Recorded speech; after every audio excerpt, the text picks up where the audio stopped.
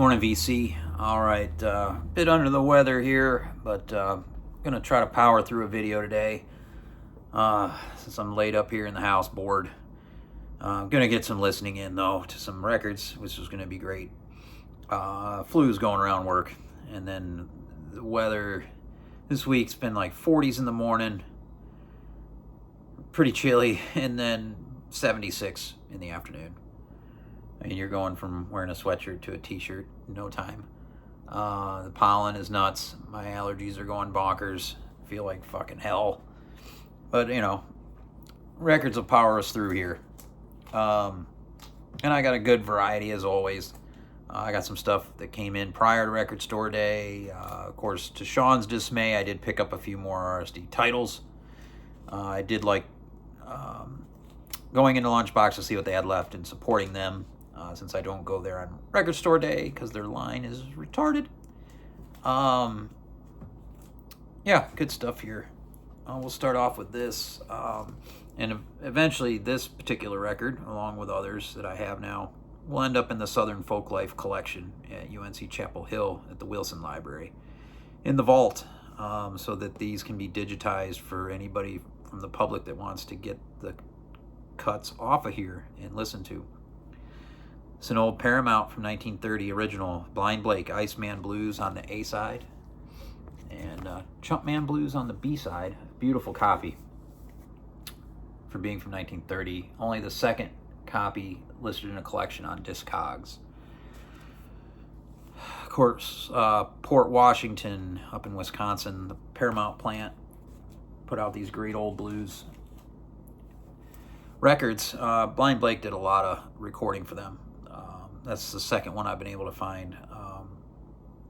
Will love listening to these when I get my setup complete. I mean, I have everything, it's just getting it. Well, the outlet in the other room's blocked by this big shelf unit that it barely fits through the door in the hallway. I don't know how we're gonna get out of here. It's gonna take 3 of us to get it out. Yeah, I've got some clip speakers. I've got my Ortofon cart for the Audio-Technica that plays 78s. Got an old Sony receiver and some nice cables that Teddy gifted me to go with this monster of a setup. Looking forward to it. Just gotta get this fucking shelf out of here. Speaking of Teddy, he called me because he had listened to this and was taken back by what he heard. And I've since got a copy for $5. Was shocked at how cheap this is for what it is and for what label it's on. This is incredible. I think the word shocking is a correct word to use when hearing this for the first time in the context of when it was written in 1959. Part of this anyway. This is Ralph Shapey. Rituals was string quartet number 6, and Seymour Schifrin 3 pieces for orchestra, on the CRI label. This is a beautiful copy. This came from a seller in Montana.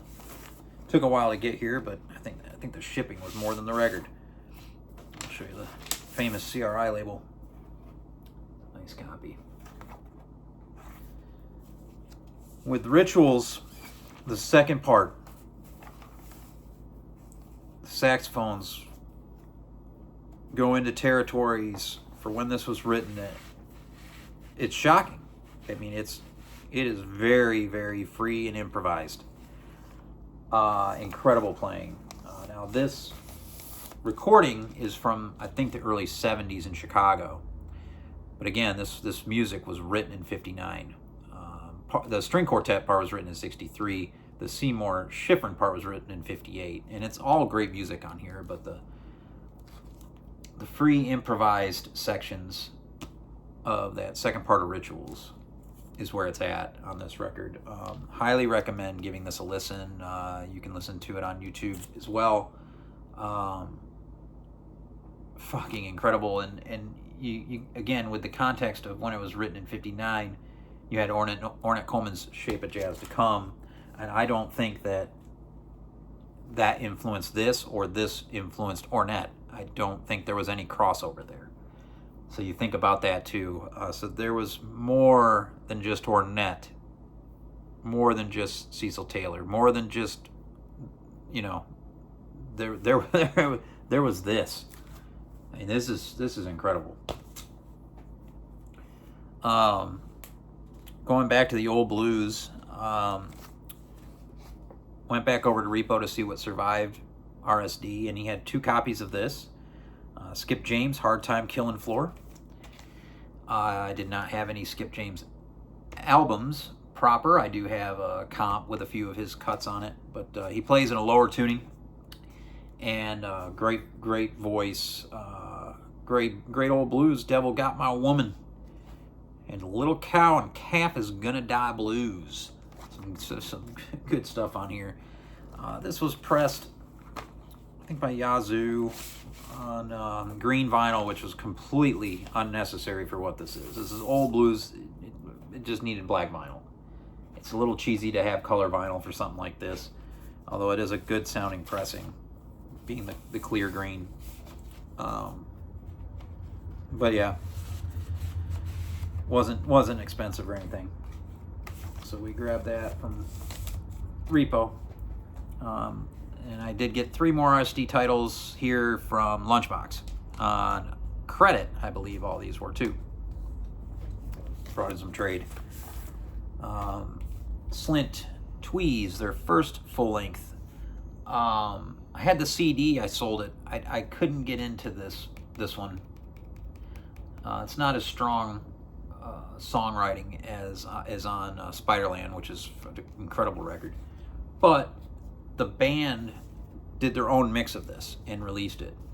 My understanding is they did not like the original recording from Steve Albini, and so has redone this.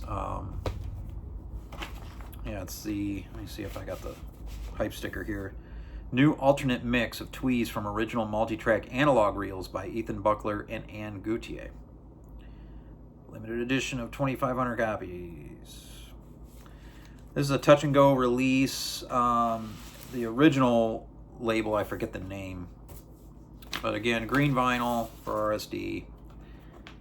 I haven't spun this yet. I'm looking forward to hearing this anew, really. Basically how the band wanted it to sound.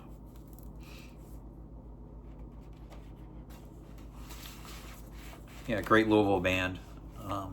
Highly influential band. All of David Powell's projects to come later are incredible. Love his guitar sound. This will be good. The Jesus Lizard Flux. This was cheap in the last copy that Lunchbox had, so we grabbed this one on trade. Dwayne Dennison, love him on guitar. The new record for them coming back, what came out last year, is great, so I figured what the hell, we'll get this. Just a 3-song EP with an etched side, which is cool but unnecessary.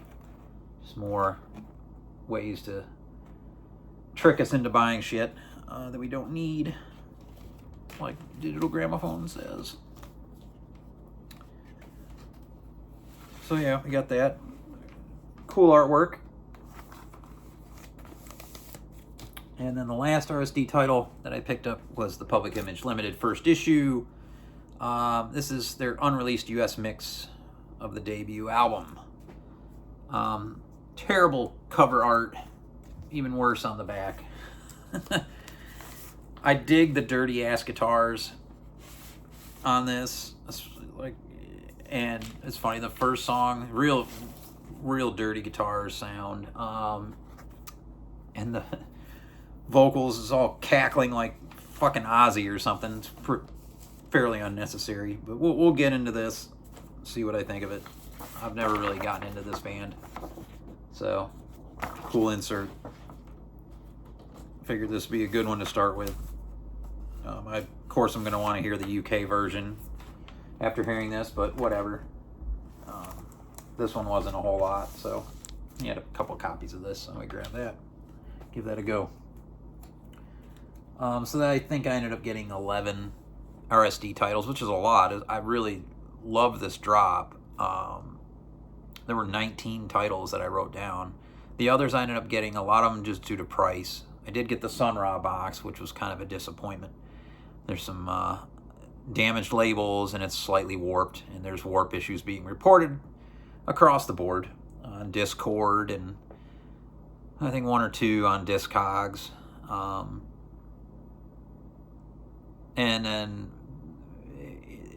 being advertised as the full show, which is total horseshit. They panned out one of the songs. It's much longer on the original, so it isn't the whole show. So I might sell that. Yeah, highly disappointed in that release. In any case, went back to Repo, I forget when, and got the new Mars Volta album, which is kind of a mystery album. It's a double album.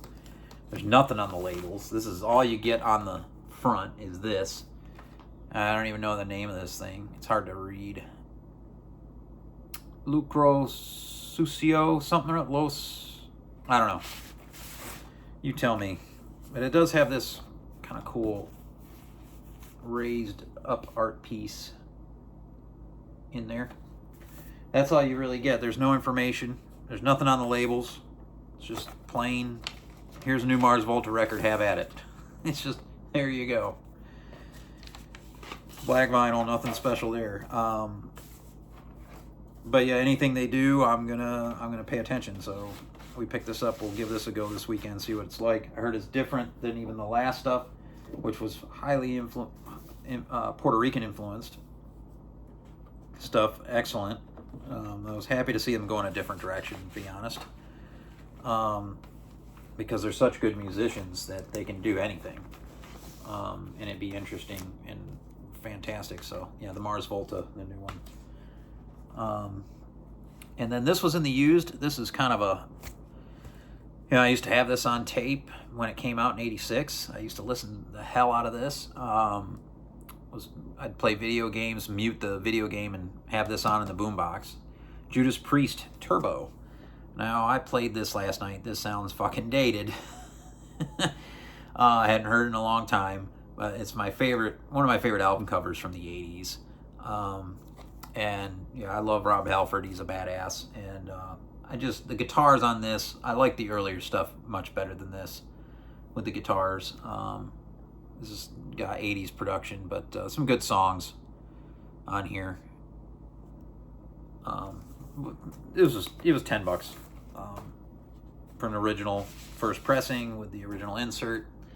Thing that was nice about this, it's not the best of shape cover wise, but the record is minty, dead mint. Wasn't played much back in the day, and so this spun beautifully. So very happy with that grab.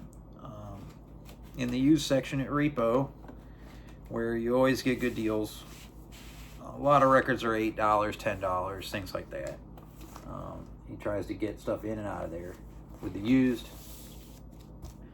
And then one day this week at lunch, I snuck over to Hardy Boys, which is near where I work, and this was in the used, and was a 2014 Record Store Day title in itself.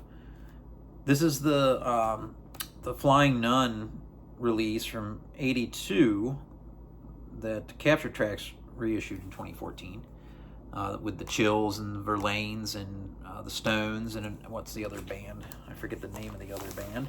There's 4 bands on here. Maybe it's Sneaky Feelings. Can't remember. It's a double gatefold. I guess one of the first Flying Nun releases. I only had stuff from the Pin Group, and I dig some of the stuff I've heard in the past. I just never got around to wanting to get into this label because of where you have to get the stuff from, which is New Zealand, most of it.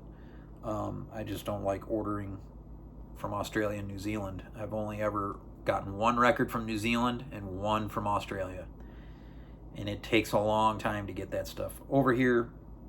Both arrive perfect shape though, but shipping's expensive. 50 euros or $50 to ship a record now from over there. Yeah, happy to find this. I'm really looking forward to getting into that.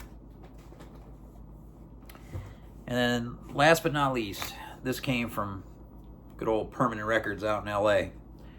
Eugene Chadbourne of Shockabilly's first solo LP for Iridescence.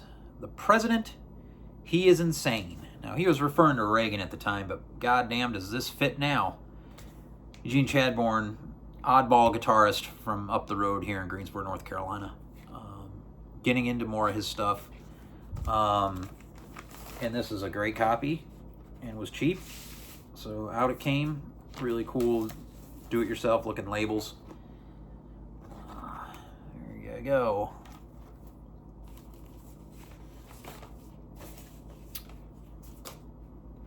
There's some interesting things on the back with him where he applied to be in the Army Reserves. Yeah. Dear Eugene Chadbourne, thank you for your interest in the Army Reserve and what the Reserve offers men and women today. New Horizons, career training, extra money. These are just some of the Army Reserve opportunities and benefits described in the enclosed booklet. Sincerely, Donald F. Borden, Colonel, U.S. Army. Maybe he was interested in being a reservist. Or maybe he was just playing a joke on him. I don't know, but it's got Students for Reagan Get Lost listed on the back.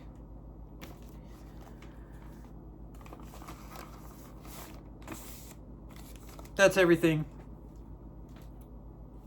Hope you're feeling better than I am. Peace.